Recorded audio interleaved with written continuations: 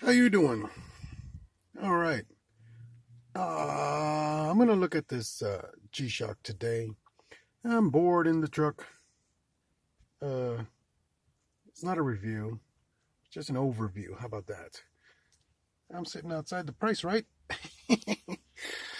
uh, so let's get the wrist shot out of the way. I've got 7.5-inch wrists, and G-Shocks are known to be a little bigger than normal.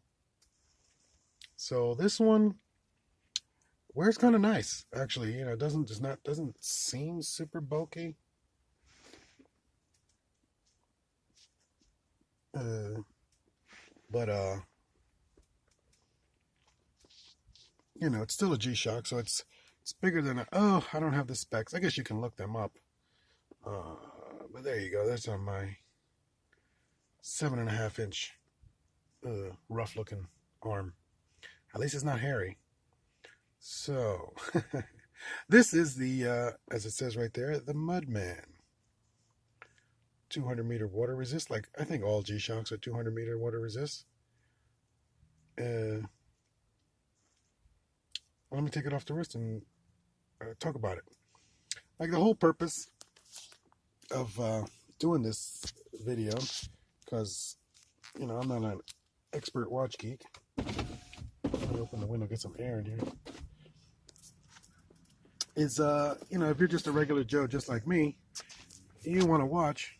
Do you want to buy this watch?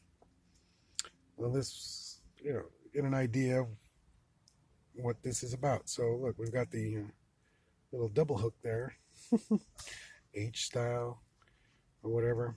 What's cool about this one, a little thing that I like about the Mudman, here's the underneath.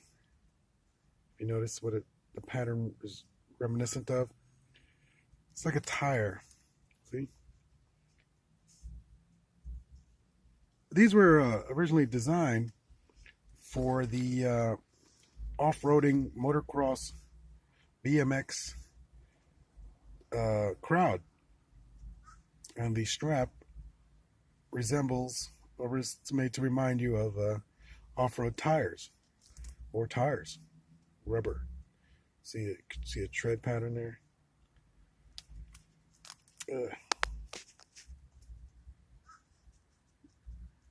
That's a pretty cool looking and a design, but it, you know, it's pretty comfortable. It's better than the other G-Shock straps that are just plain plastic, you know. I mean, there's a little more thought into it, and it's a little level of comfort. All right, now I will say this is one of those that you cannot flatten out. It's got a permanent curve to it, and it's meant to curve around your wrist. Now, I will say, you wear it, you put it on, you see it's a little tight on it. If you wear it at the proper sizing, it sits there and stays there, and it is comfortable. You hardly know it's on. But when I try to wear it one loose, it is a little weird because it is like set in that shape. So, you know, when it's off, it's off, and it's not flat on your wrist, and that's kind of, it can only be flat on your wrist in one position, whereas others, you know, they can slide up and down and still be flat. This one cannot slide, it'll go around, but you know, once set, it is there. It also has, oh well, wait, let's look at the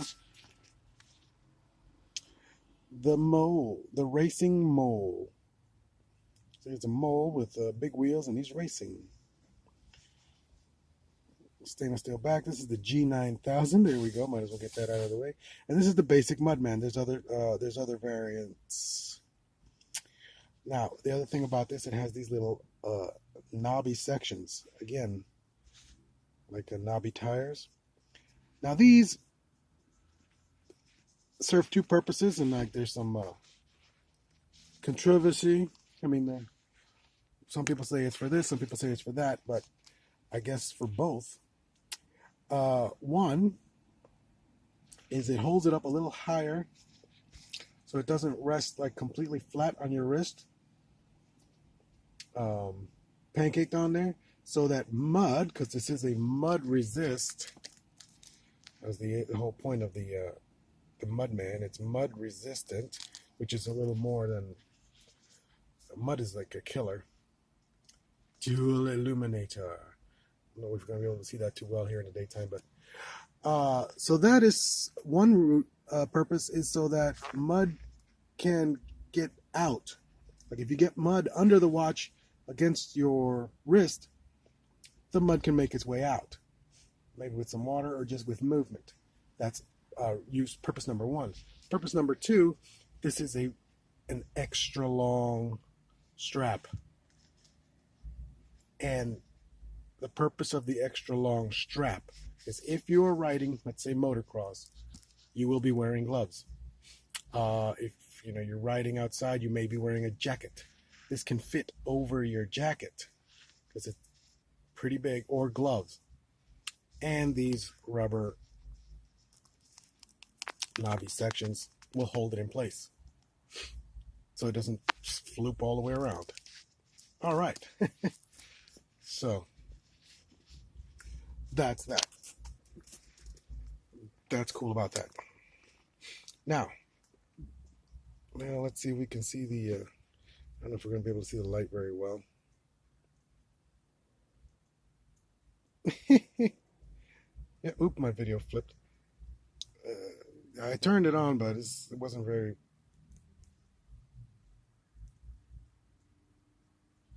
this one is green. There are other versions that the outer ring over there where it says reverse, forward, STW2 and STW1, the outer ring lights up and really cool. This is not that version. Like I said, this is the most basic Mudman. That is a Mudman.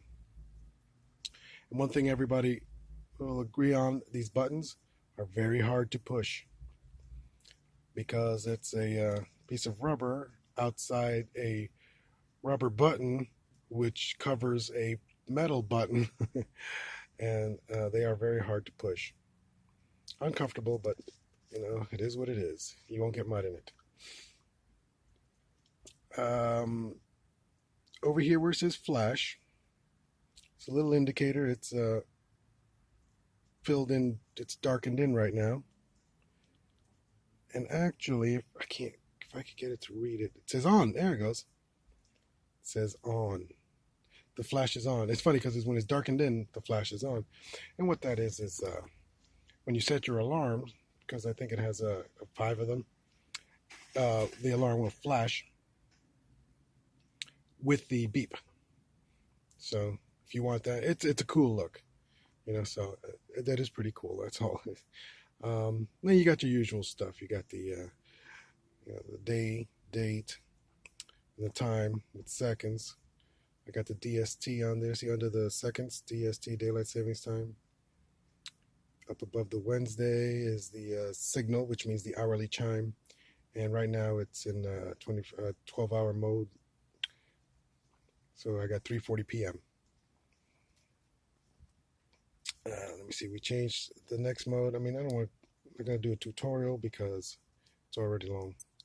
Stopwatch 1, stopwatch 2, which is cool. You got your timer, which I love.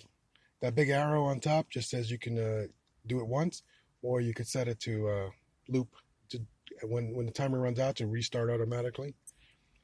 Like let's say you're working out, doing a hit workout, high intensity interval training, and so you do you set your timer for 30 seconds push-ups. Then you go when it hits 30 seconds, beep beep beep beep beep. Okay, it stops. Or let's say 60 seconds push-ups, and then it stops, and then it's or whatever 30 seconds push-ups. Oh, then it beeps. Now immediately go over to 30 seconds of sit-ups, and then it'll keep going. Then immediately go over to 30 seconds of lunges, and that's why your continuous timer. That's one example I can think of because I don't know. You could use it for many things. I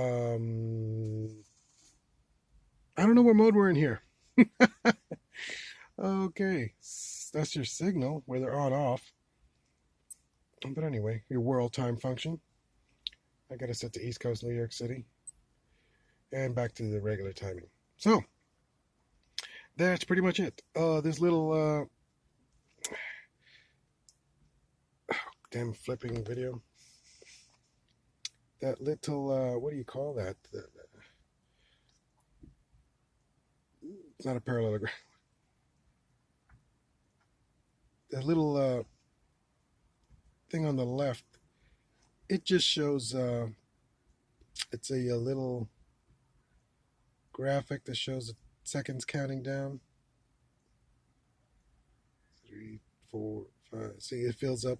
That's all. It's just movement. And that's about it. What else can I say? It's comfy. It's a G-Shock.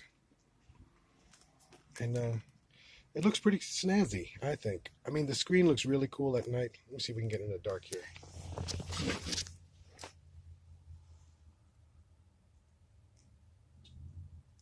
Yeah.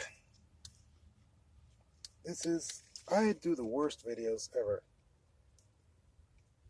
So, there it is.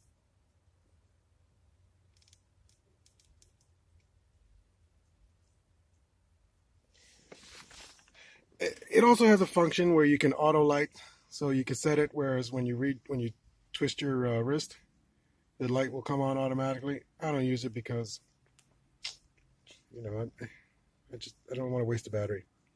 So I didn't cover everything, of course, but there we go. 11 minutes of wasted my breath.